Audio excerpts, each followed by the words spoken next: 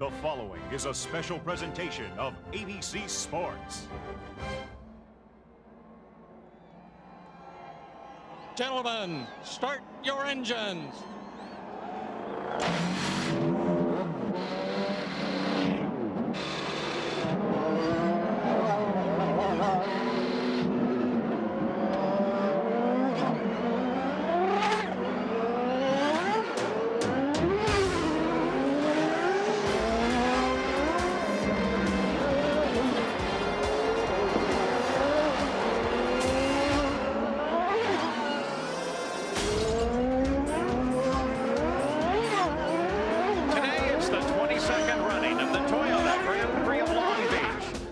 That helped make this city great, and it's a beautiful day here by the beach. That's great for the racers. The focus is Al Unser Jr. 6 times he's won this race, but Danny Sullivan, today he starts 9th. He's got his work cut out for him. We got one tough track to pass on, the most competitive field ever. He's got proven race winners in front of him, like points leader Jimmy Vasser, Scott Pruitt, pole sitter Jill DeFerrin, teammate Paul Tracy, and Robbie Gordon.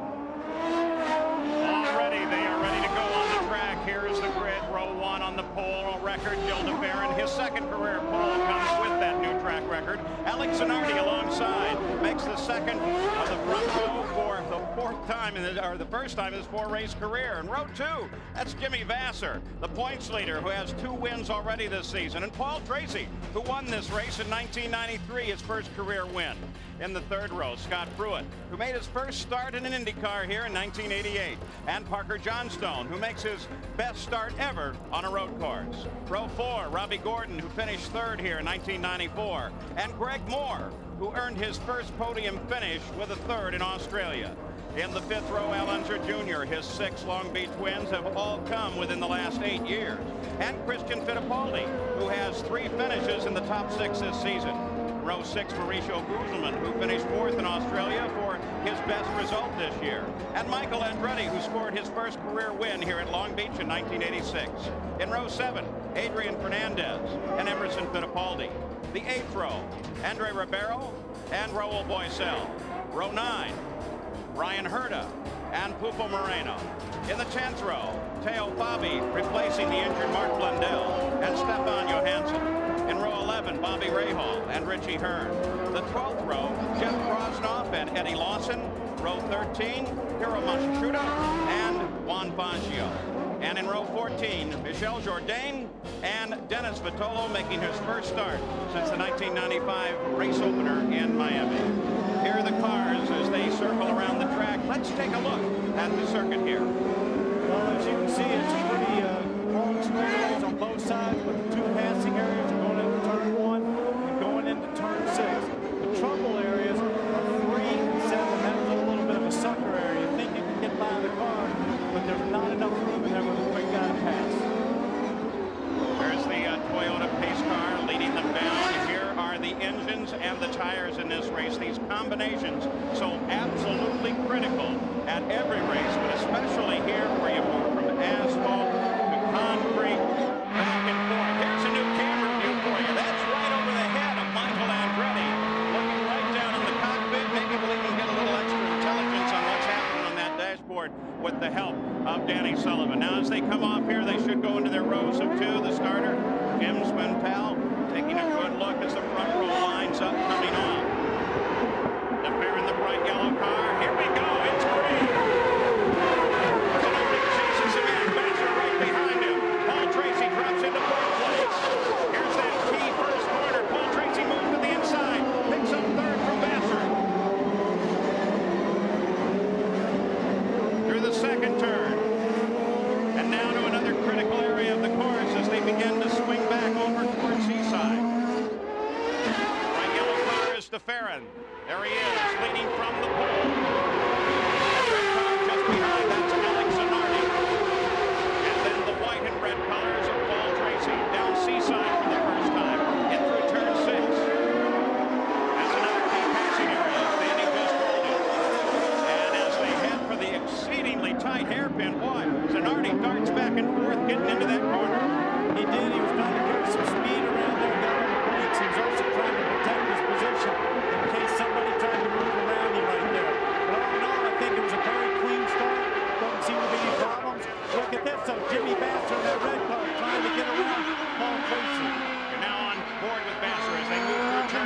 into turn 2. Chasing Paul Tracy, battle for third. Scott Pruitt, second in the points, sitting just behind Jimmy Bassett. So the points battle is represented right there in little cars in fourth and fifth. Parker Johnstone sits right back behind Scott Pruitt. I don't think that Jimmy liked getting passed on that first lap with Paul Tracy. He wants that spot back. He wants to not lose touch with those leaders and stuff like that. He doesn't want to lose that spot. But are there two different attitudes there in Tracy and Bassett? One looking for points? No, I think they're both looking for points. I told you Paul Tracy's one of those mechanics here. He said they really have to finish this race and get points. So does Jimmy because he wants to protect that championship lead. But as you can see, he's very quick down the straightaway there, and he wants that spot back. And also, that gives him a cushion to stop Pruitt. Barron and Zanardi, they work on the lead, while Jimmy Bassett is working on Paul Tracy. And 103 laps to go. There's our list. We have the leader, how much he leads by, and then the rest of the field and the interval back. Down Seaside. Battle for third heats up a little bit. Jimmy Bassett looks left and right. Can't find room. Nothing changes in the order. That's also a tough spot to pass in there with a quick corner because it's a very quick corner, so you're not breaking as early as you are in the other straightaway.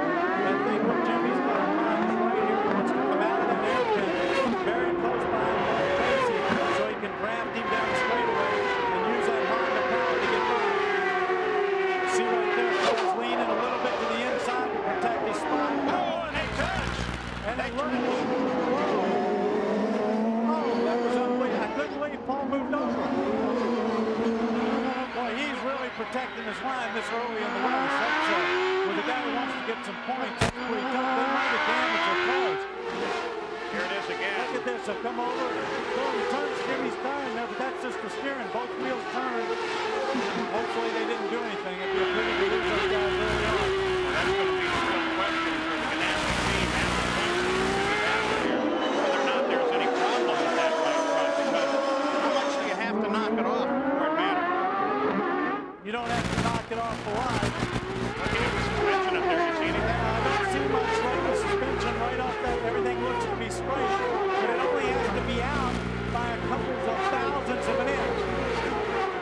Jackaroo, what about this contact? Well, Paul, so far they're still talking on the radio. They have a monitor, Jimmy Bassett's crew, and Tom Anderson has been checking that monitor and working on it. And so far there is no word that there's any problem with the car. I'll tell you what Jimmy did there, it may not have been something, one car by the side, that looks like the barrel. And if you would, that would put one of the Hondas out early. Henry Ribeiro, who won at Brazil before his hometown crowd, and no indication as to why he's sitting over there. Well, here we go. Oh, tries to on that passes on. Oh, bumps away. You see that left front? He just knocked himself out of it. I think he was passing Kuzma. That's a tough spot to get down there. And just bumped the wall. I don't think he'll get back in the race. So they'll try and get that car out of a precarious position there. And it is the Baron that still leads. Zanardi, followed by Paul Tracy, Jimmy Bassett, and Parker Johnson.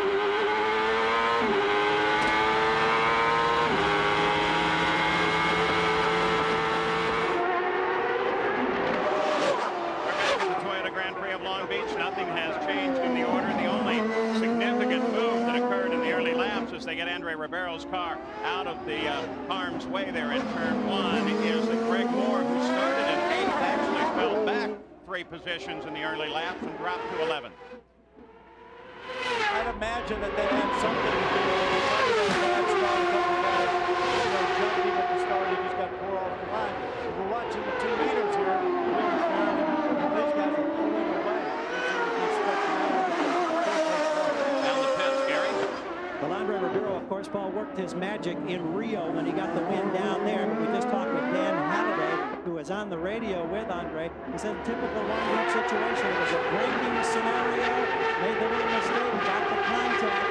So no magic on the streets of Long Beach in a very let's go to Jackaroo. Well, Gary, another problem for a driver that's still out there is Robbie Gordon and Derek Walker's machine.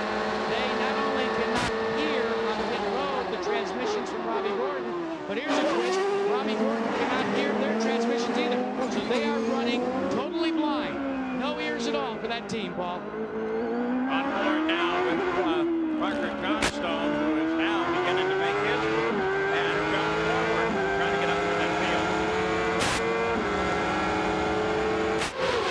Tracy's got the right back, looking like Parker's going to make a move on him because Paul Tracy was first pass out was Parker, but I saw smoke coming out of his back wheel.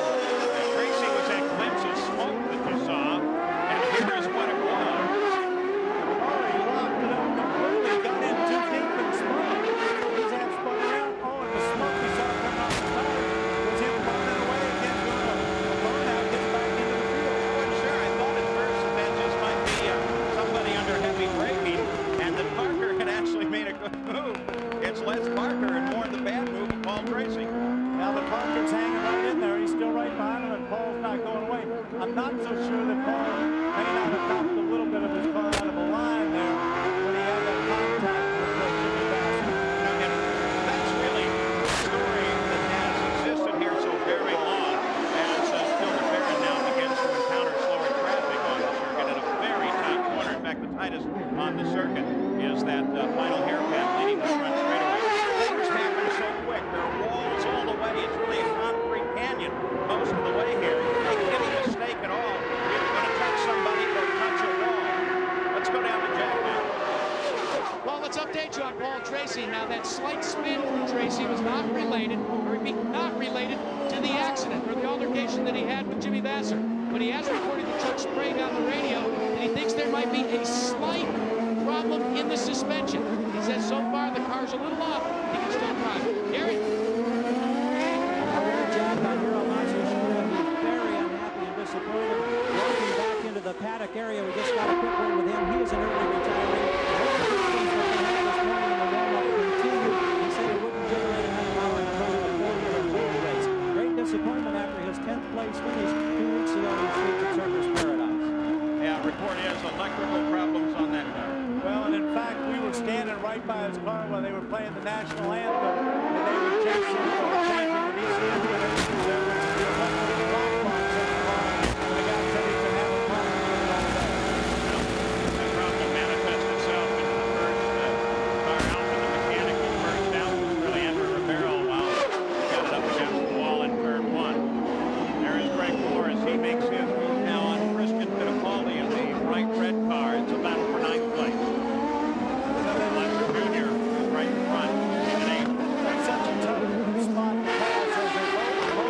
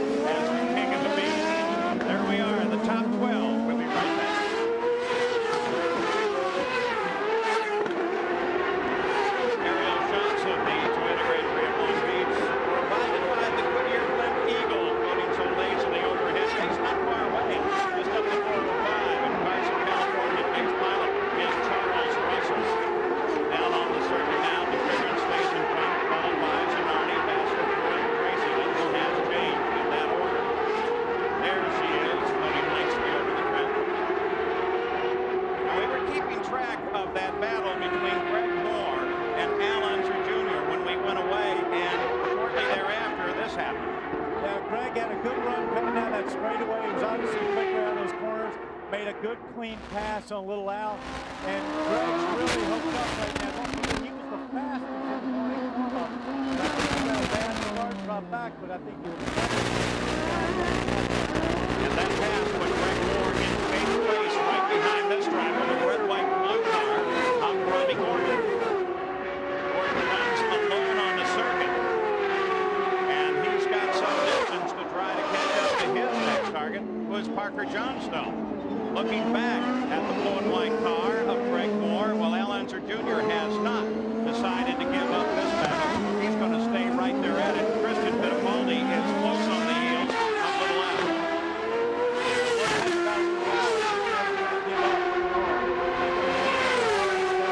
He will find a way to be as close to the front as possible at the end of the race. Andre Rivero, you saw first out of the race. Jerry Gerald, you have it?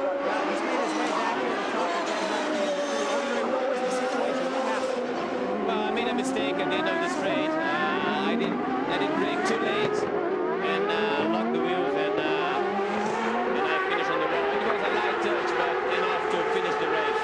How tough is this place under braking? It is tough, but it's not for everybody. Unfortunately, maybe I was too hungry. That, of course, might result because of that victory in Rio.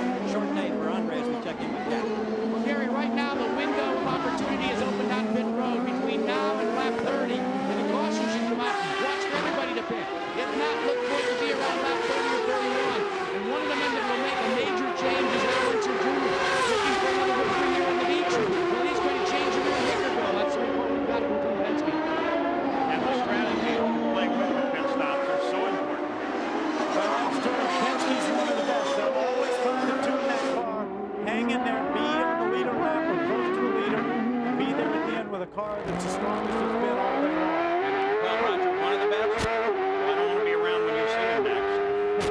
Back on board, once again, Christian Fittipaldi. This is the view over the right shoulder. Long run down Shoreline Drive. There's turn one. Yeah, that's a great shot, but I think what we should explain to everybody is what is a wicker bill. Don't forget it's that little piece of metal on the end of the wing that comes forward. It's just kind of blocks the wind a little bit, and they can change it from a half to a quarter to an eighth, depending on how much downforce they want to get on it. Just another aerodynamic device.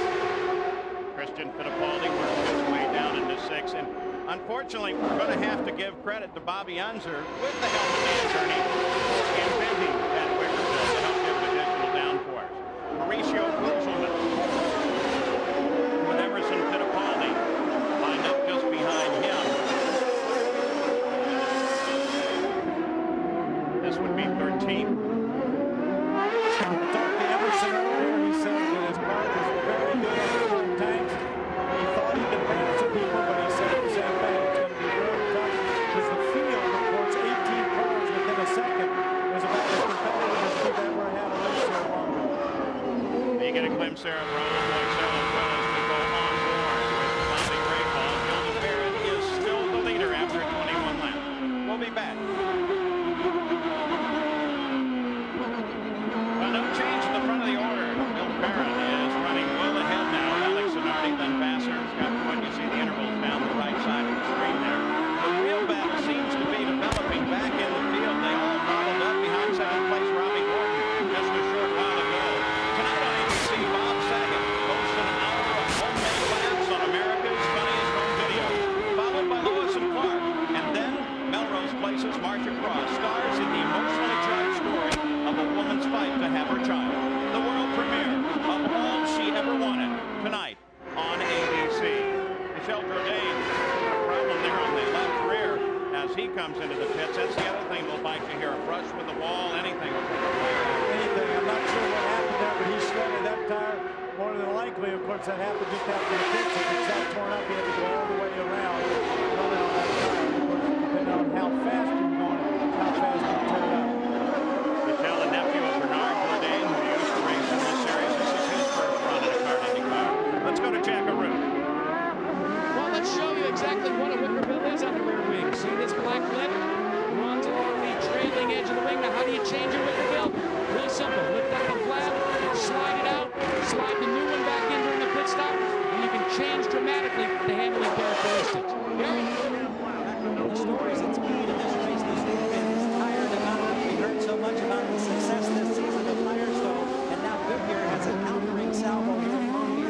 They've been working on an adult tire that they plan to introduce on the streets of Detroit. Now, Firestone had another great weekend of circuit paradise in Australia. The folks at Goodyear have worked virtually around the clock. Consequently, they come up with a new optional tire. Significantly different construction, much softer compound. All but one team letting them start the race is running on Goodyear on the option. The question is, how would it wear as you got to about 30, 35 laps? Apparently, their test indicated it was good enough.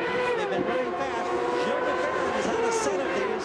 They'll be coming in, and we'll see if they stay with the optional tire or if they make a change to a Harley compound. Tires, of course, such a story. We're still focusing on this, the best battle on the circuit, as Greg Moore continues to work on Robbie Gordon in an ongoing battle for 7th place that now Al Unser Jr. and Christian Fittipaldi is doing. Of course, he made a great move there. They were passing a slower car, that green and white car, Dan Gurney, and he didn't want to lose ground to Robbie Gordon, so focus went through that too. While Fangio saw him really was being loud, very politely moved out of the way. At the front it remains the Baron, followed by Zanardi. Paul Tracy is now beginning to close on Scott Pruitt, but it's not as good a battle as this one right now, as Greg Moore, who has been so spectacular to watch, has a little piece of debris on one of the suspension parts in the front left there. He continues to worry Robbie Gordon, Unser Jr., and then Christian Fittipaldi. Record crowd here, 100,000 expected for this race.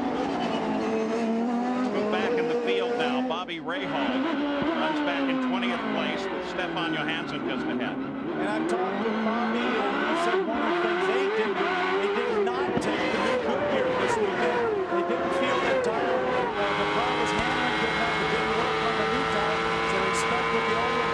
Hope that maybe they could have been advantage on the distance that they could go on that tire.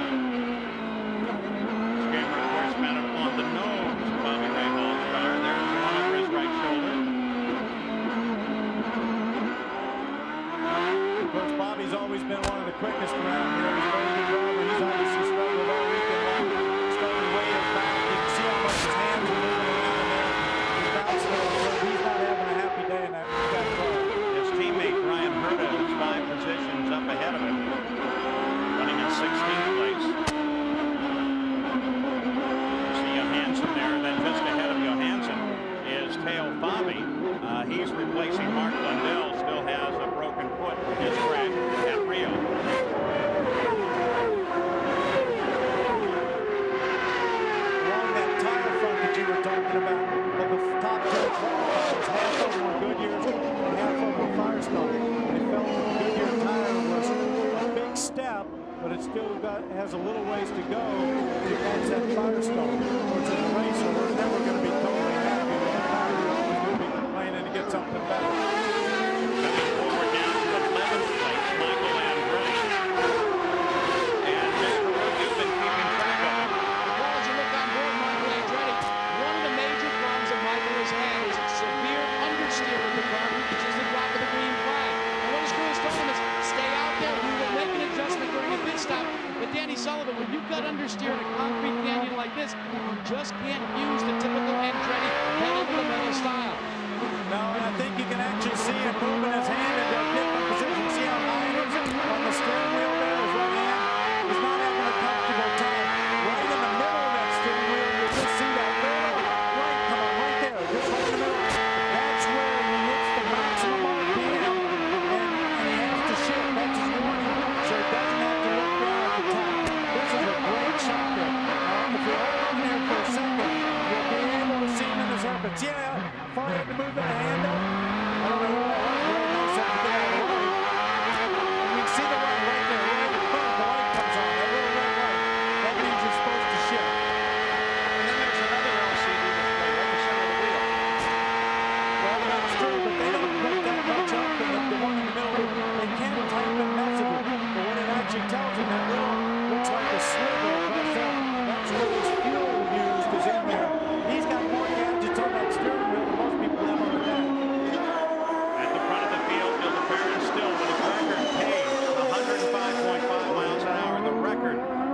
99.2. 31 laps are complete. 105 is scheduled distance. And it's Bill DeBarron that is out in front of Alex Zanardi. Nothing has changed there. Back at the Toyota Grand Prix of Long Beach, as you ride with Robbie Gordon Saturday at 3 to the Central Pacific. ABC's Professional Bowlers Tour goes into New York for the Bud Light Championship. And then from San Juan, Puerto Rico, it's the men's and women's event finals from the World Gymnastics Championships presented by State Farm. That's all Saturday here on ABC Sports. Robbie Gordon, 7th place. Here's the key right now. This battle has heated up between 4th place Scott Pruitt and Paul Tracy. Had his spin just a little bit earlier, but now he's coming back, and we're coming down on top of the pit stop. That's right. Well, Paul's really come back from that spin. But with all these battles going on in the field, this first set of pit stops is going to be critical.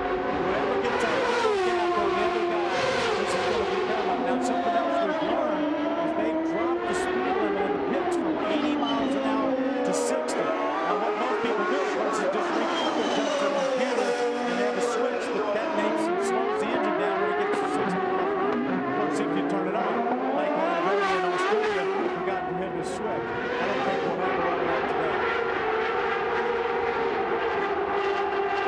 Keep track of the run. This time looking down on Shoreline Drive from the Blimp Eagle. And that ongoing battle, Pruitt and Tracy. You know, from a driver's point of view, too, if I got a pit stop coming up, and I know I got a crew that's really good, and I don't have a clean shot here. I mean, a really clean shot to get by and stop to it. I might just wait and see if my quick crew can do it in the pits. Just stay right there with him, get in fast, and then my crew can get me out in front of him. I can never take a chance on making this pass. You know, you talked about the pit speed and how to control it. Dennis Vitolo has already been in and out of the pit, and apparently he didn't have much working, or maybe forgot to push it, whatever. 67 miles an hour, black flag, he's in for a stop and go. Well, that's right. Let me tell you one thing about the speed limit. They give it 60, they'll give you a cushion of 5 miles an hour, so they'll let you go to 65. You go over that, you're in big trouble. So they do in another lap or so, Jack? That's correct, Paul. They've already cautioned him about the pit speed. We're looking for all the front runners to come in the next 2 or 3 laps. But watch for him, remember, to go to the front wing. He'll make an adjustment. He's going to go up a turn to a turn and a quarter on the front wing, trying to solve a little bit of a handling problem. Based on the pace he set, as he chases the fair, that's not much of a problem, but I guess when it keeps you from getting around the leader, problem to that team. Well, it could just be a problem in traffic. If he's going up the front wing just a little bit, means he has a little bit too much understeer. The front's not working as good as he wants. He's going to put in a little bit of more aerodynamic device in there. See if he can get the front settled down, and hopefully be quick enough to find a way around the front. So pit stop. Do any time now. 38 laps are complete. 105 the scheduled distance, and we take a look at Bill DeBarron. He still runs well over the race record, about 6 miles an hour, over the race record of 99 miles an hour, set 94 by Adrian Jr. And speaking of Jr., he heads to the pits right now, so the first stop of the race has begun. Allen Jr., though, was in 11th as he headed into the pit. We'll keep track of it for you. We watched for the leader to make his stop already. Allen Jr.'s rolled away. That looked routine. It looked routine, but if he came in maybe one lap out of step with everybody else, it might be that he's just trying to get that little bit of an advantage in traffic. Brian Herta is in, and here is the Jim Hall team as they wait for the leader, Jill DeBarron. Well, we watch with them. They'll change, and they're going to stay with the option, the softer compound tire. But they're also anticipating that they'll make a change and put in more. Excuse me, Gary. Bobby Rahal has gotten together with one of the target cars. Looks like it's... And it appears to be Zanardi. Yeah, look at Oh, my gosh. And he's clutched that big time. Look at him. He is just devastated. Here it is.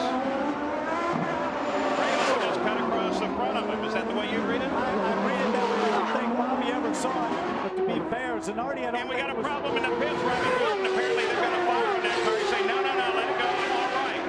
Whenever flash is out, they're going to get him out of the car anyway, which I think is a pretty good move. Oh, see that water come over there? All right. And As a result of this, full course yellow. First full course yellow of the day. A lot of water in the pits. Fortunately, it's over close to the wall. And for those of you who say, properly so, don't throw water on an oil or gasoline tire, that's right. The fuel here is methanol. If you throw water on it dilutes it down below its combustion point. It's a great way to handle this fire. Absolutely. Look at Clear out. He's getting back in. He wants to get back in with this yellow. Now the full yellow, which was not caused by Robbie's situation. It's already Bobby Reynolds on the track because it was blocked. He wants to get back in. He's not going to lose one. He still wants to get some points. Get back out here. We're finding more and more of these pit stops. It's unbelievable how they change the course of the race. I'll tell you, when you talk about a guy with some courage, that's one of them, Ronnie Gordon. Let's go back and take a look at the incident that has created this full course yellow. Right on time for some of the key spots. You're on with Bobby Rahal, and look at that. See, if you look at that, you never saw Zanardi in the picture. I don't think Bobby really saw him. He was looking at the car in front to maybe have a look to see if he could get by there. Zanardi hadn't made a clean pass, but Zanardi probably thought, hey, I'm in second place.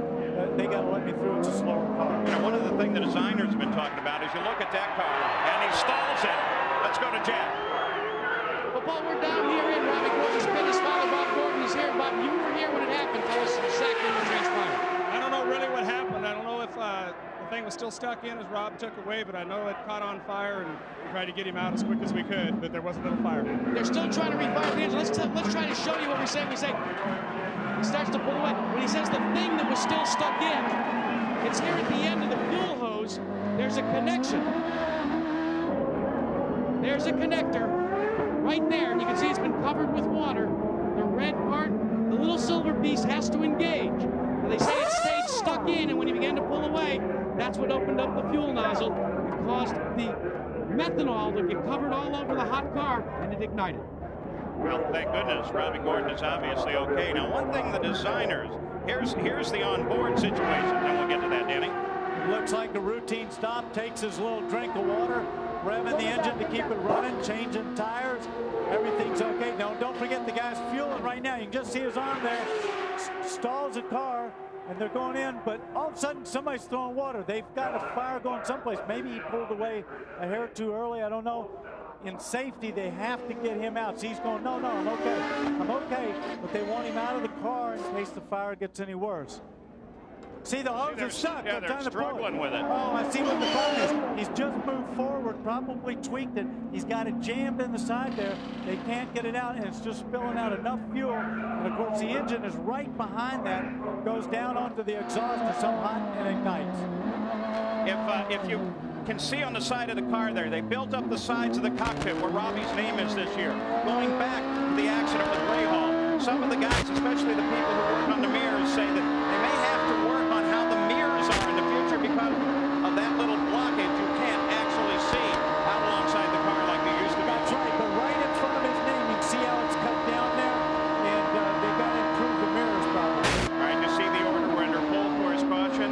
DeFerrin made his stop, stayed as the leader. Jimmy Vasser came up into second place with the accident. So the unusual always happens here. Well, here's the way the PPG point standings are in the championship right now, with Jimmy Vasser coming into this race leading Scott Pruitt by a mere 5 points. And then a very tightly bunched group all the way down to the current race leader, Jill DeFerrin.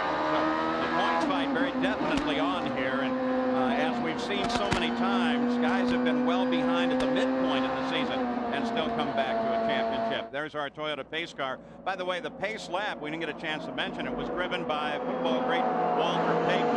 Now we're back actually to the regular pace car drivers in the series who are professional drivers. So that's Supra out in front of the field. Now here's the accident with Rahal and Zanardi. He wasn't there. I don't think Rahal saw him. It comes back to a little bit of what we were talking about before about the mirrors. Don't forget, these cars are designed by aerodynamicists. They want to get as sleek as they can. They want to make those things hanging out behind the mirror as small as possible. You see Robbie Gordon's right there. Looks like they've made it bigger. And I also believe that Robbie has knocked the one on the left side off for it's askew. He was trying to adjust it going out of the pits. All right, let's go to Gary Gerald. Quick word on the Ferret. It was a 14 16-second stop. They did add to get downforce at the front end of the car. They gave him a radio report to make sure he got behind Teo Fabi on the track where he get a black flag. They can fly that one problem. Others in this area. Greg Moore, the reason he brought back early, had a little problem. They think they fixed that all right. No change for Christian for the ball. Long into it, he also added some weight. Jack?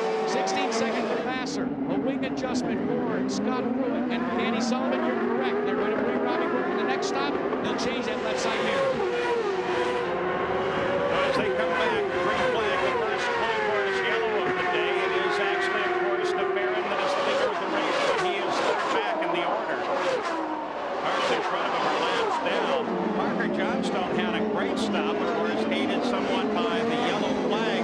He went into the pits in 6th. He came out in 4th. So it's the Baron, Vassar, Paul Tracy, Parker Johnstone, and Scott Pruitt, the top 5. And Pruitt right there working on Johnstone. Yeah, but that's one of those sucker spots. You got to be very careful there because you think you can get by. There's just not enough room. He looks like he's making a move down the inside. He's going to probably get blocked by the It's going to get tight here. Look at this. Oh, look at Pruitt. Comes across in front of Moore. Tries to get Parker. Everybody racing and right behind him, of course, is Christian Fittipaldi. Everybody that matters in that battle is going together now, nose to tail. The Baron pulling away from Vassar just a little bit. Fittipaldi got underneath Greg Moore in one of those spots that you shouldn't take a chance. Look at that, he pulled it out, and Little Al is stuck right there, right behind Greg Moore in that blue car. He's going to make the go at the end of the straightaway. And the straightaway at the end, turn 1 is definitely an area you can make a pass in, though. Everybody proves me wrong. That's cool. Well, don't forget, too, they're also thinking about points. And Allen Jr. is a smart guy. He didn't win those championships. He's going to make that pass in the chance. The Baron at the front, and Vassar. Paul Tracy, Christian Fittipaldi, Moore, and Allen Jr. This whole group that we're looking at. Yeah, they got one shot down that straightaway. They said, let's rest one or two. But I tell you, you got a great group in there, a lot of young guys are resting, and they see that opportunity. They know how tough it is to pass. They don't want to give it up. And Alonso actually at the front of the order, though he's a lap down. Let's go to Gary Hill. Well, here's Alex Zanardi. Alex, I know this is great disappointment. What happened? Well, I was following Bobby for 2 laps, and actually I was not trying to overtake him, but the green flag were out, and he braked much early, so I thought I misinterpreted what he did. I thought he was trying to let me go, and I was moving inside, but it was a misunderstanding. Can you tell us about conditions of your car? Did you think you had the power that you could win this race if you were able to stay out of trouble? It's difficult to say because now I'm here talking to you. I should be out there waiting for the thing, but I think tell me more. So Gets into the barrier big time, gives the same kind of grip. And it looks like Emerson maybe. Emerson drove over his wheel that was sitting out on the side. I saw him trying to go around. It looks like, look, I think that's Christian Fittipaldi. He's coming over to have a word. Several red cars, and the safety team is already there. Well, they look like they're having more than a couple of words there. Looked like Christian was maybe giving him a shove. They had to separate him. Yes, that's Christian. He's hot. Oh, Christian's furious. That Brazilian temper. I saw earlier the Greg Moore in the corner previous went around the outside of him. And I guess they didn't have room when they got up the other side. And the IndyCar safety team separates the two. Greg Moore, who is privately a very mild-mannered driver, but hot in the race car. Christian Fittipaldi, absolutely furious in this situation. Wisely walks over behind the wall, still angry. And Emerson Fittipaldi indeed was also through that accident, and he's out. The right front wheel cut off the car. We have a full course yellow for the second time in the day.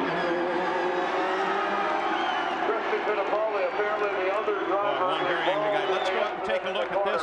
This is from overhead. Okay, see Greg on the outside around that red car.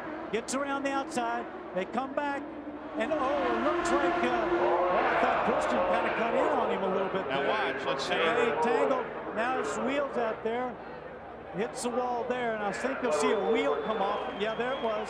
It'll go out and it'll sit in the track, and it looks like Emerson comes alongside somebody else and runs over that wheel. And Christian goes over to talk to him. He's going to have a word. What are you doing? Moore steps at the other side and almost pulls him across. That's right. You know, that's a smart thing to do. It is a smart thing to do, but I can also understand that everybody's tempers are high. Christian has made a couple of good moves. He was pretty nice. So there's the disabled car, and of course Emerson Fittipaldi got into this. And we got two angry people, one a little bit more angry than the others, and two Fittipaldis out of the race on the same thing. There we go. It's the same thing again. Now, see, Christian's gone on the inside, and Greg Moore's around the outside in the blue car. Christian's in the red one. Now, this track goes back to the left, just here. Christian thinks he's got enough room. Again, maybe a blind spot, and they just touch. Greg's got nowhere to go. The wall, the curb, everything's right there. Christian tries to turn in. Boom, they touch. Now let's see if we can watch as the rest of the cars come through, because we only got a glimpse of Emerson Fittipaldi as he came through here and got into the debris from Christian's car. I think that's actually Greg Moore's tire sitting right out there in the track, almost by those two black spots. Let's go down to Jackaroo. Let's see if we can get a first-person account of that accident from Emerson Fittipaldi. You were involved. Well, Jack, I was just coming in on the corner when I saw the crash happen, and one of the wheels was on my way, and I couldn't avoid, just drove over the wheel and banged on the suspension. That's a shame. You were just running your type of race. We were monitoring the radios, and you seemed very comfortable in the car, and it was going to be one of these where you thought the race would come to you. I'm sure it was going to happen. The car was good, the brakes was good, the engine was good, everything was really good. And then your nephew was also involved. You probably didn't get a chance to see it, but he went over and not only had words, but I understand that maybe he had a little bit more than words with Greg Moore. Well, I don't know what happened. That's a shame what happened. You know, being out of the race, the fourth race now, but I hope from now on Nazareth will be running strong and be the end of the race. Well, you saw from the overhead video that Emerson Fittipaldi is pretty lucky to be there, because he really smacked into that tire off of Greg Moore's car. Watch this as he comes through here. It'll be the red car coming down. The wheel assembly, not just the tire. That's heavy. It's got everything out there. See, you know, that's what threw him. The car in front of him moved right out of the way. Emerson never saw the wheel and ran right over it. That's a pity. Yeah, he was tucked in right behind Raul Boisel. So we're under full course yellow. Here's the lineup as they are. The Farron, Vassar, Tracy, and Johnstone at the top. We'll be back after these messages. A word from your ABC station.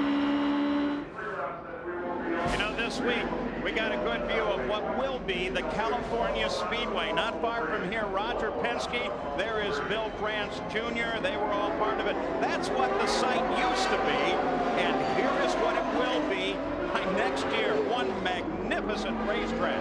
Now, about that accident earlier, let's go down to Jackaroo.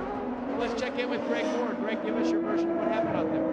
Well, Christian got slowed down in turn 6, and I went around the outside of him, and I was ahead of him coming out of the turn. And then we went side by side into 7, and I had the inside line, and I guess he just didn't want to give it up. You can't go side by side through that turn, and we just came together. He jumped in front of me a little bit, and we came together. It's just a racing accident. A little bit shocked what happened after the accident? Well, I guess he was just a little excited about the whole thing, and we'll go into Nazareth right now. The whole Players Force I think can win that race, and it's too bad here because I think we had a good chance, but it's too bad. Let's check in with Gary for the other side of the story. Well, here is the other side of the story. Christian Fittipaldi, we just heard from Greg Moore. What was your situation here going into that turn? I think my situation was quite clear on the TV, and it was quite clear that I got hit by his front wheels on my rear wheels. So unfortunately, I think when that happens, it's not that we were racing, we were side by side. We went in the other corner side by side, and there was absolutely no problem. But the second corner, I had a half a car advantage, and I think he just forgot to brake, and he ran into me and nailed me into the wall. Now, what did you tell him when you ran into him? Well, it's simple. You can move the race in the first lap, and you can never win in the first lap.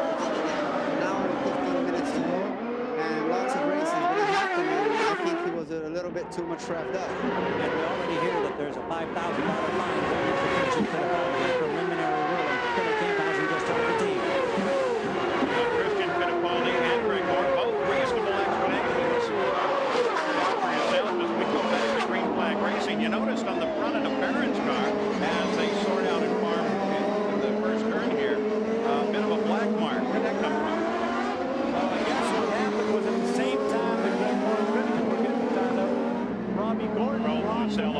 back, sorry. That's okay. Locked him up, and Gilles hit him up, you know, the backside, and just it doesn't look like it did any damage. Probably marked the nose cone, put some probably scrapes in it, but he seems to be running okay. There's Jimmy Vassar. He runs in second with Paul Tracy right behind him, Parker Johnstone and Scott Pruitt. Pruitt's made it out around Johnstone. By the way, that's Christian first DNF in the air. And Parker Johnstone, he's having a great race. His best finish was 11th to last year's Cleveland and Vancouver. He's up in the top 5. Barron, though, seems to be able to control this race. We haven't seen him much, merely for the fact that he pulls so far away so quick. Well, it's true, but, you know, as we're seeing, you're never out of trouble. If you have a good problem, Robbie Gordon's 2 laps down, and Robbie locked up. He touches him. He's still got to be able to get through the traffic. You never know what's going to happen. Either in front of you or somebody doing something that's going to be good. You're only halfway through this race, and there's been a lot of action. Working on Paul Tracy. It's the battle for third.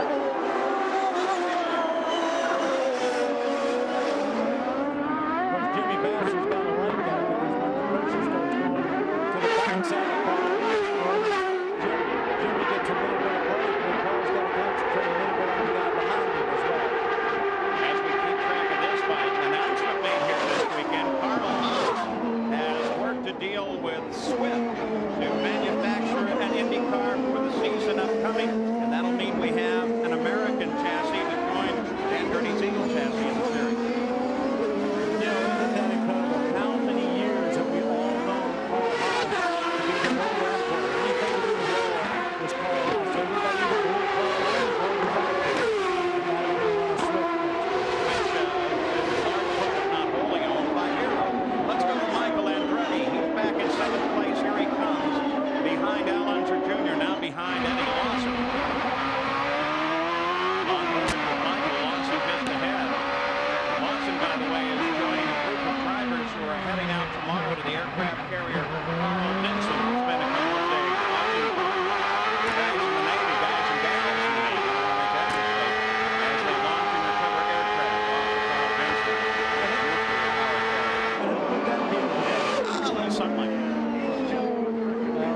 Those guys in the Navy have been pretty close up. Well, Brian in turn, and Robbie Gordon in the last turn, the hairpin. Remember, that's one of our spots said was a little bit of a sucker spot. Robbie, of course, wants a jump start. Of course, he's 2 laps down, but sure he wants to get back into this race. And you know what? There he goes. So he was trying to get on the start. He's here to set it up. Comes in, takes a look, goes inside, and Brian doesn't see him. Is that the visibility issue again? No, it's just one of those spots that you think the guy's got to really take a chance to go in there. It could be a little visibility because you're just coming in right-hander, but that's one of those spots that ask you to come in there, and it's not always the best place to go. Robbie Gordon gets the better of that one as Brian Herta is still sitting by the edge of the circuit. There's your leader, Joseph Barron. His bright yellow Pennzoil car. And he is 5 seconds ahead of second place. Jeff Crosstown. He had a dream as a 13-year-old when he first came to this street circuit and watched the Formula One cars. Now he's here driving. Unfortunately, a short day, Jeff. I know you had difficulty in the warm-up this morning. Did that just continue then in the race? Right. I mean, the guys did a great job to get me back out for the race, for the start. Unfortunately, it just didn't come right. We gave it our best effort, but, you know, it was bigger than us today. A steep learning curve. Hang in there. Thank you very much. Great guy, though, Jeff Crosstown. Has a band of IndyCar drivers we saw perform this weekend. And he didn't sound too bad on those drums, did he? So Gilda Ferrin is the leader of the race. There's the smudge for Robbie Gordon's car on the nose. We'll be back after these messages. Word from your ABC station. Back at the Toyota Grand Prix of Long Beach, there's no question that Jim Hull, driver Gilda Ferrin, is in charge of this race with a 5.5-second lead over Jimmy Vassar as we look at the interval leaderboard back to Al Unser Jr.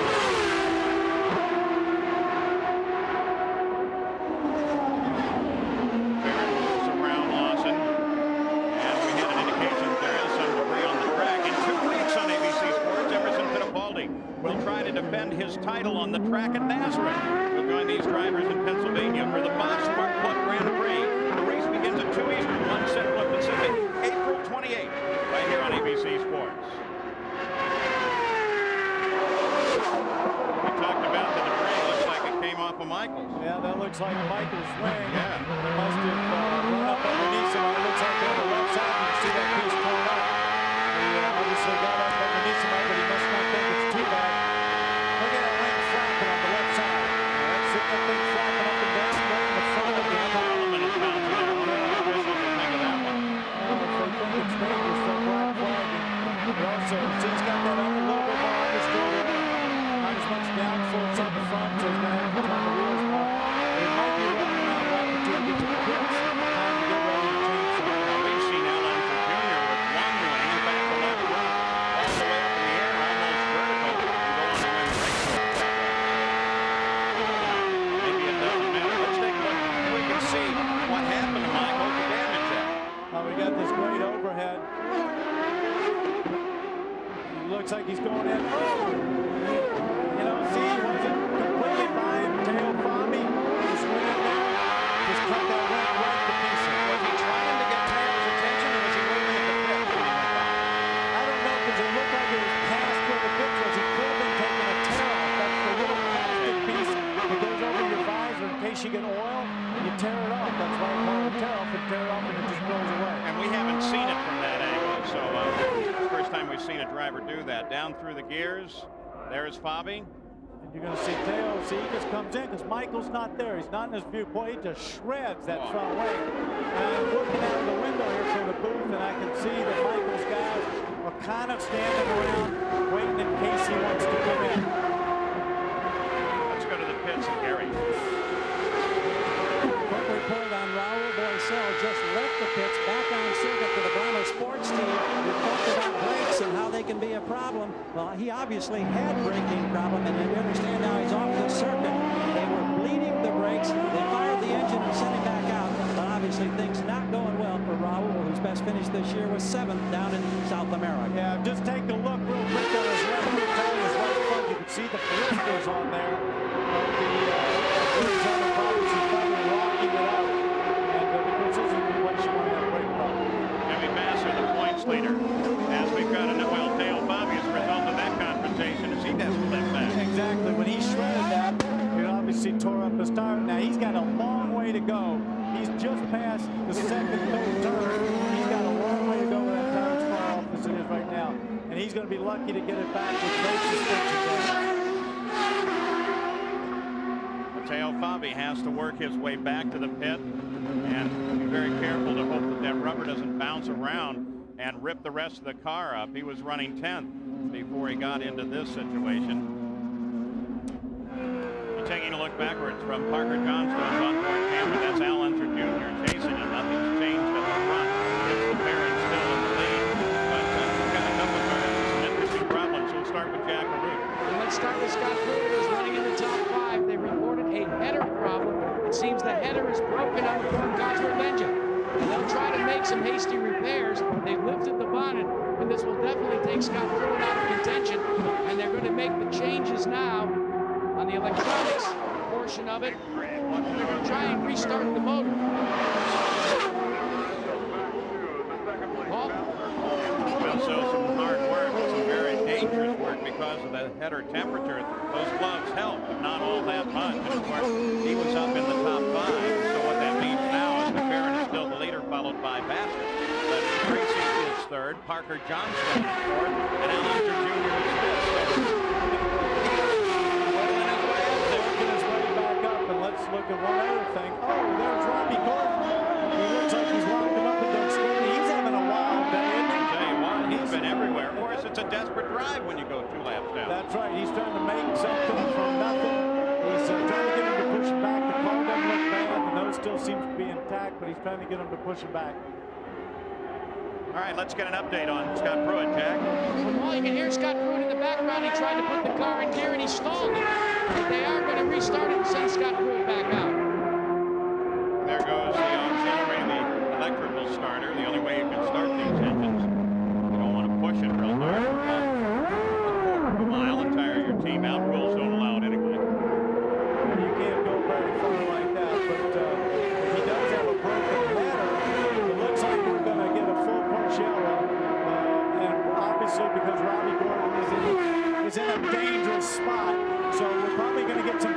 laps here. All right, so with Robbie Gordon in a precarious position down at the first turn, full course yellow, third one of the day. Scott Pruitt makes it back into the fight. The leader at halfway has gone on to win in 10 out of 12 races at Long Beach. And of course, that was Bill DeBaron, who now heads on down into the pits for his pit stop. Here's Gary.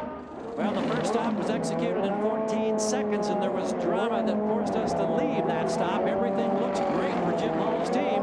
We watch and we listen. They made a wing change on the first stop. Nothing this time. They got him under 13 seconds. Boy, great job by that team, and they know it, too. And, of course, you see that red car that's coming down the pit lane behind them. Of course, is Jimmy Vasser. Yeah, Jimmy Vasser had a very uneventful pit stop, but while that was going on, the same could not be said for Team Penske.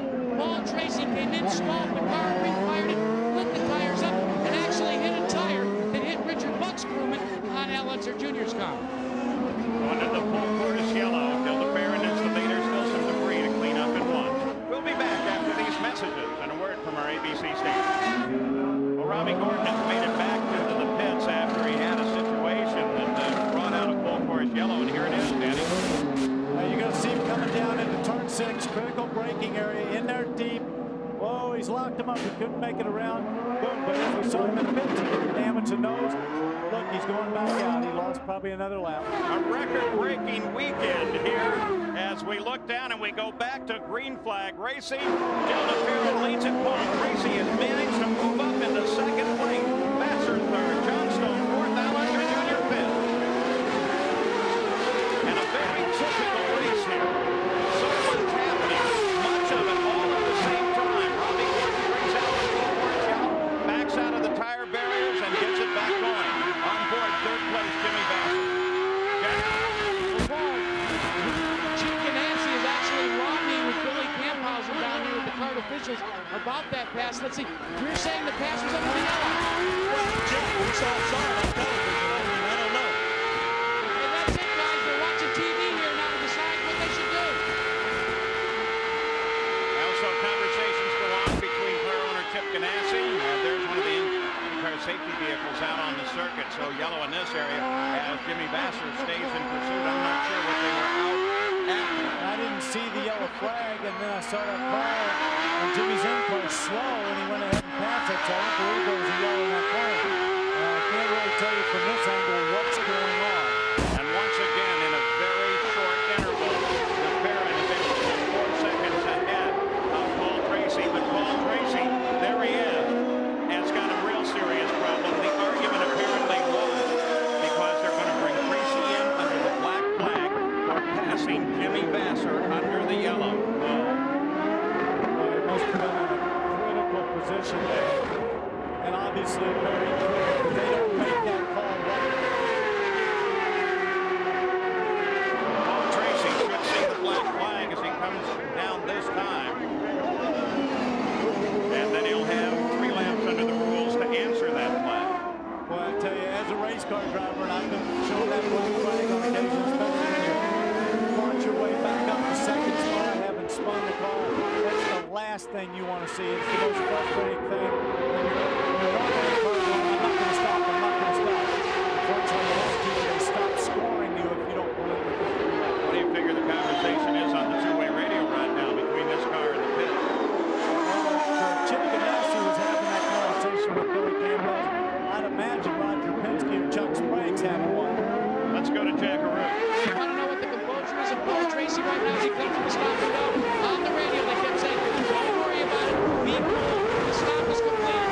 But how cool he is because he's right back on the throttle and back out. Watch your speed, 60 miles an hour, the speed limit of these pits. But don't forget, I heard him on the button as he went down the pits, but you can tell he wasn't that cool with that burnout he did right there in the pit. So Paul Tracy back into the fight, but it's hurt him badly. He's fallen back several positions, maybe as deep as the 6 as he comes back into the order, just ahead of Eddie Lawson and right behind Michael Andretti. These guys, this is probably a position for Michael, and I would imagine after what went on in the last race, these guys might not Michael occupies 6 as Tracy tries to move around. There's that tight area going. That was close. They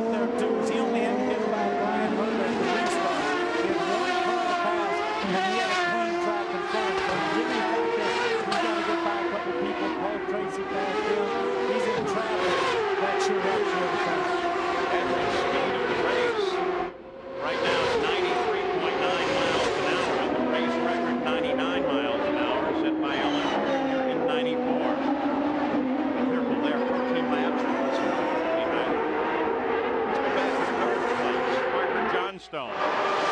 He battles with Alonso Jr. coming down on top of him. Still not in a position to actually move on the path. Maybe by the time they get around the backside of the course, he will be. I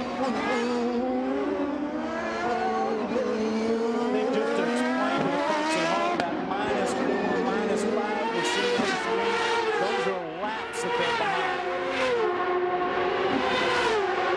Tracking way back behind this, Richie Hearn started 22nd in his first race with these guys, has moved up into 10th place.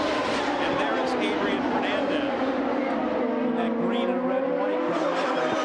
Fernandez is on 5th right now. Good day, too. Lone car representing Tasman now, with Rivero out so very early on. Pruitt just in front of him.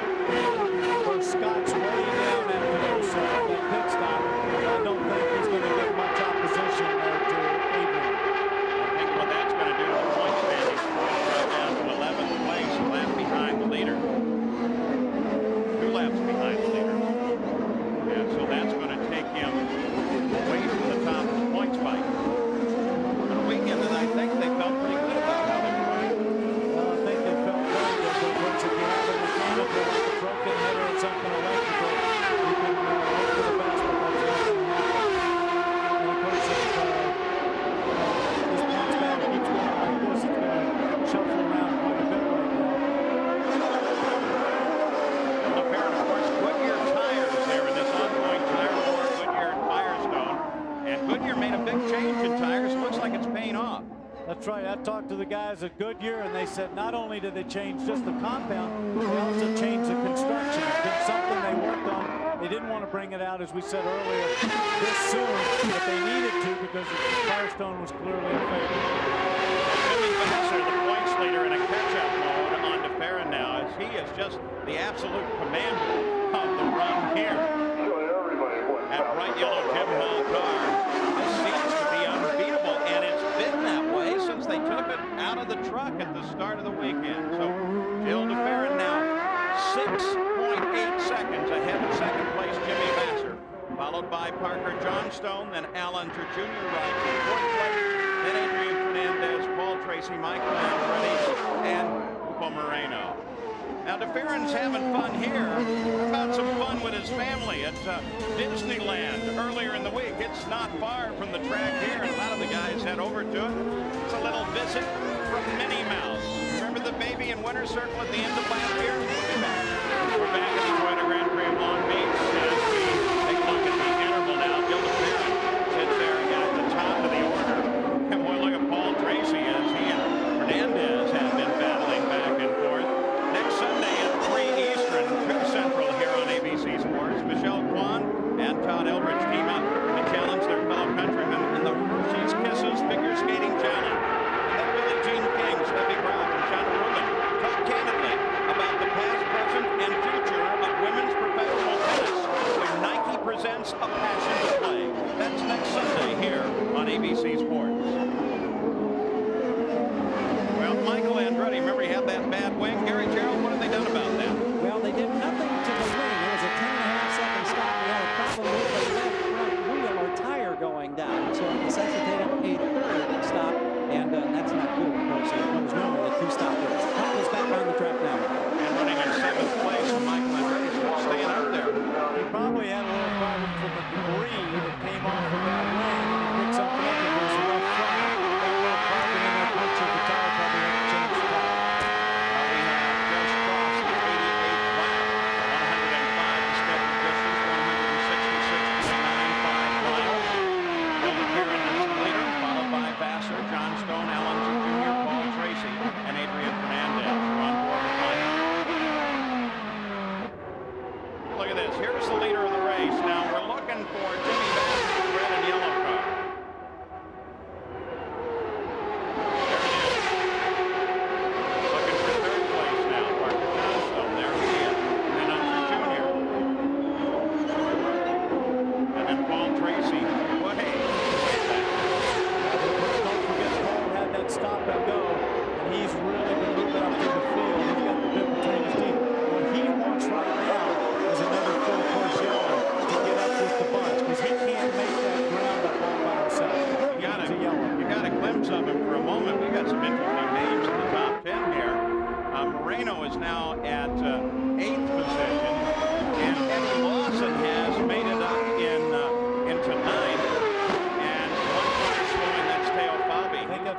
trouble a couple of times today. Yeah. Of course, he got tangled up with Michael earlier, and Mike got some damage. The way he's slowing down there, that looks more like he's got something on the We're saying that it lost in the 9th, and Richie Hearn in 10th, who started 22nd. And you just saw him turn right in there. That's the back door in the pit. That means he's got a big problem. His day's probably bad. And now on board, the points leader coming into this event, currently running second, 7 seconds ahead, about half a straightaway on the pit straight shoreline drive here. Not to necessarily divert your attention from the track, but you see all those high rises 2 years ago when this thing started, they weren't there. And many of the people here in the city attribute this event to the growth along Ocean and the growth of the city. I hate to admit it, but I was actually here 21 years ago. There's Richie Hearn, the 44 car. Boy, what a great run he's had. Moving out alongside. Not a fight position. Hearn runs in 10th. He's looking for Lawson to hit on the track. You know, there's another guy that started way back, which was Eddie Lawson. With the Galaxy, he's come a long ways that way. He has the wheels, the 4 wheels, and the lights.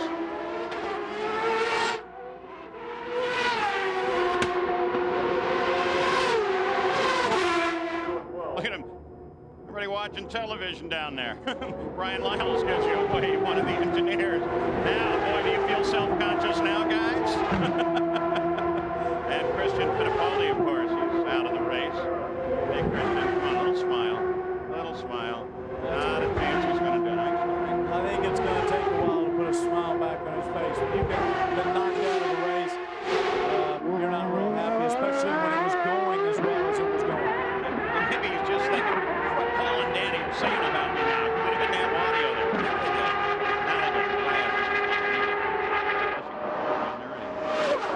Gil DeFerrin leads by 8.1 seconds. Boy, I'll tell you what, you talk about handling up a race. I don't remember this kind of dominance. No, and you know, something else he's going to come away with if he keeps going the way it is, and I'm not trying to jinx him or anything there, but if he keeps going, he'll come away with the maximum points, pole position, most laps led, and a race win. That's what we, of course, used to call clean sweep.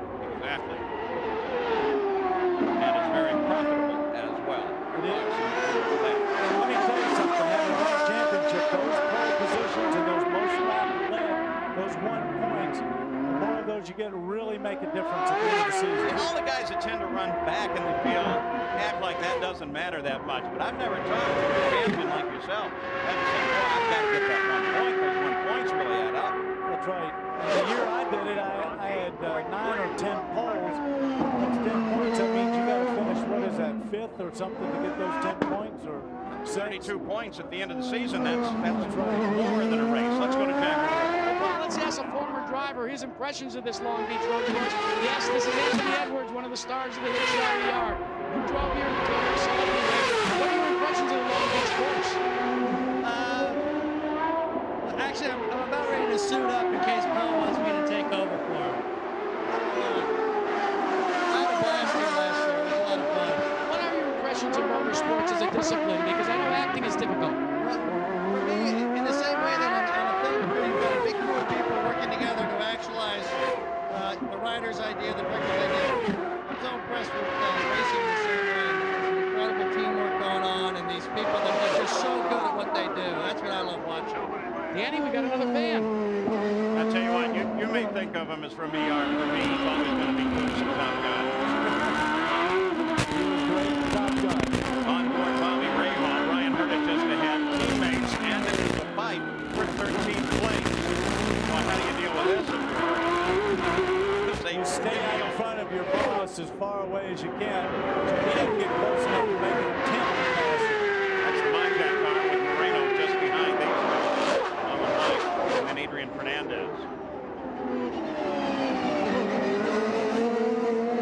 Team that's been working hard this year. The Bobby Rahal team teamed up with Dave Letterman, his partner. Dave, of course, actively interested in racing. So we saw Bobby sliding around a little bit.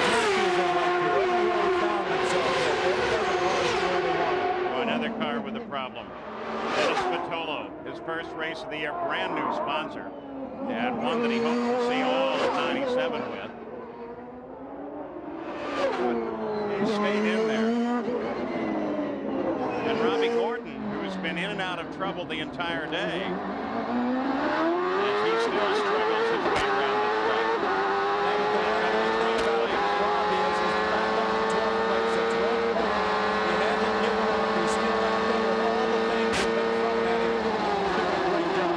Back up into the points. So at the front of the field, it is still DeFerrin 7 seconds ahead of second place and points leader Jimmy Vasser, then John Stone Hunter Jr., Tracy Fernandez. We'll be back after these. Beautiful view down on the circuit at the Toyota Grand Prix of Long Beach. This course comes from cameras mounted on one of the world's most enduring symbols, the Goodyear Eagle, based in Carson, California, is providing these aerial photos. 1996 marks the 71st consecutive year that a Goodyear blimp has flown over a major sporting event. Here on the track as we ride with Parker Johnstone, who currently rides in third place, and still DeFerrin leading. Ricardo Andretti, let's start to finish points here. Remember this kind of pulling away power that he's shown. Second, Jimmy Vasser, then this car, Parker Johnstone. Allen Jr. is back behind Parker about 2 seconds, followed by his teammate, Paul Tracy. Let's go to Gary Gerald. Doug Peterson is one of the co-owners of the Prix Contact Racing team out of Parker Johnstone. Doug, regardless of how this ends up in the last few laps, what is this kind of performance means for a young team trying to establish themselves? It's fantastic. Couldn't be better. Our team we've had a tough time the first 3 races, and we're all under pressure, and we wanted to do well for our sponsor Motorola and for Honda, and this is just couldn't be better. We've done 2 flawless pit stops.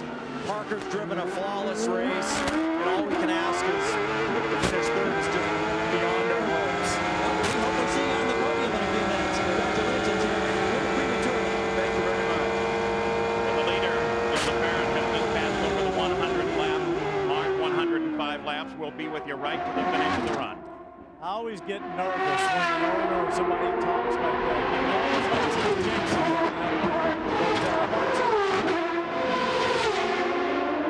Watching Jill out there, he seems to be driving very conservatively. He's only got 5 laps to go. I don't think he wants to make any mistakes, obviously. Richie Hearn coming up. I want to know, is that some stuttering we're seeing out of that? I mean, I thought look at it. Yeah, you see his head going forward. There, it's almost like it's having a problem. It's not that pickup problem that they had before. Richie Hearn overhauls. Usually like smoke at the back of the car. Oh, no. So far. He's come so far, and here comes Jimmy Vasser. Boy, he can smell it now as he comes flying in there, trying to get around him. Jill's not going to do anything to block him there. He knows he's got a problem. You see, he's just moving out of the way. Let's go to Gary Gerald now as Vasser moves around and takes the lead. Great disappointment here for the DeFerrin Jim Hall team. We're asking what the problem is. The engineer Bill Previn says he doesn't know for sure. They don't know if it's a header problem, electronics, or what. But all they can do is watch the TV monitor in abject despair. And it is terrible news for them with just 4 laps to go. The man who overpowered this race totally takes second place as Jimmy Vasser, you saw his over there, Chip Ganassi and Joe Montana. They cheered him on. That was the first time they saw him come down, and there is Jim Hall. Oh boy. There's Jim Hall. That's his owner, and that's a terrible feeling. Well, sadness here. A little happier in Vasser's pit, Jack? You could call this the thrill so far, but they don't want to talk about victory. They're sitting here and they're counting down the laps. The thing that I noticed, gentlemen, this week is that Joe Montana, who's involved with this team, is heavily involved back and forth with Alex Zanardi and Chip Ganassi. And Chip right now bumps the word, but it was a surprise, was it not? Oh, we have another incident down there at the hairpin. It happened. Now 2 cars together. Robbie Gordon looks like Bobby. Rahal. That's a second incident for Robbie Gordon in that corner. And here comes Jimmy Vasser very carefully through there. Jack, sorry for the interruption. Maybe we can go back to you, Jack. Guys, they don't want to talk right now. You can see the look. They got sunglasses on are glued to a TV monitor right now. The triumvirate of Mo Nunn in the red, and then Chip Ganassi on the outside, and in between Joe Montana. Two well, I'd say tacklers trying to cover the quarterback right now. They don't want to talk. They want to see the Giants fly. I think Jack's excited about this too. He was down there in that pit and got caught up in it. Let's go to Gary Gerald. And Paul, the crew now has confirmed they believe there's a header problem with Barron's car that is costing him now to limp away. Jimmy Vasser, yellow flags, but he already knows about this. He's been through it once. Takes over the lead. The Farron falls out with just 4 laps to go.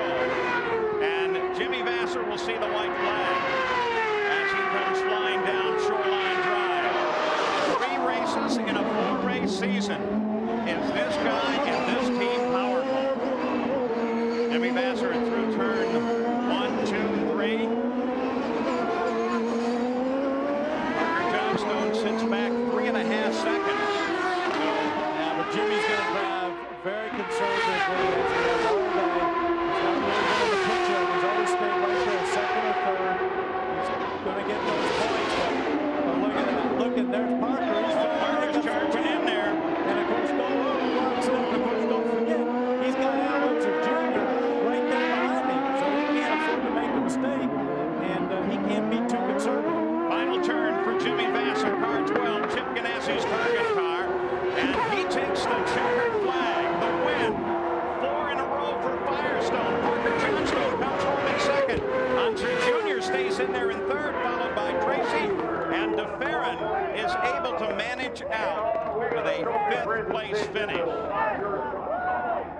I'll tell you what, they're happy in the winning team. Parker's team was also ecstatic with that. That's his best finish ever. So Jimmy Vasser has taken the win here on the streets of Long Beach.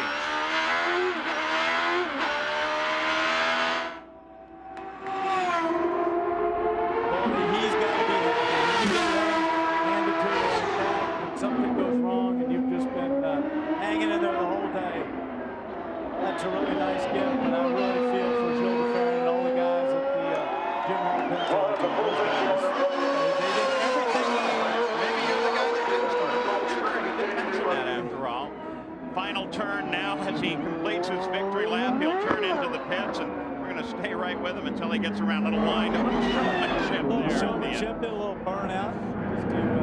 And Jimmy Vasser brings her right on into a beautiful winter circle that they've constructed here. It's a permanent structure as part of this temporary circuit. And Jimmy Vasser, they're unstrapping him now, and Jack Aruta's right there. Well, consider this the last driver to win 3 in the first 4 races of the season. Mario Andretti back in 1985. And Long Beach for Mario was the first of his wins. Jimmy Vasser getting the congratulations of his crew. So much paraphernalia to take off of the driver. The helmet, the radios, but now he can hear the congratulations. A three-peat and 22 points ahead in the point standings for the championship, Jimmy. Wow, it's great. You know, today is a great day for our team in the road to the championship because we didn't have the car to win the race today, but we had a good car, and I feel bad for my teammate Alex, who's had a great race going, and obviously DeFerrin, who had the thing handily, but I just thought, you know, I couldn't catch him, so I was going to take care of my equipment and hope something happened to him, and my prayers came answered. How much patience does it take when you know maybe you don't have the best car, and it's going to take some bad luck to put you in victory lane? Well, it takes a lot of patience, you know, and you just gotta mind your P's and Q's. But I guess, you know, that's racing, and today we got lucky, and sometimes they say you'd rather be lucky than good. And today we were good and lucky, so you know that's why we won. The point standing so important. You lead by 22. Do you begin to think about the championship in terms of how you prepare for a race? Oh, absolutely not. You know, the championship obviously is a goal going into the season, but you got to take it one race at a time. I think if you start thinking too far ahead of yourself, you might start making mistakes. Which one's the best victory so far of the 3? The last one, this one. Well, let's go to Gary Gerald first.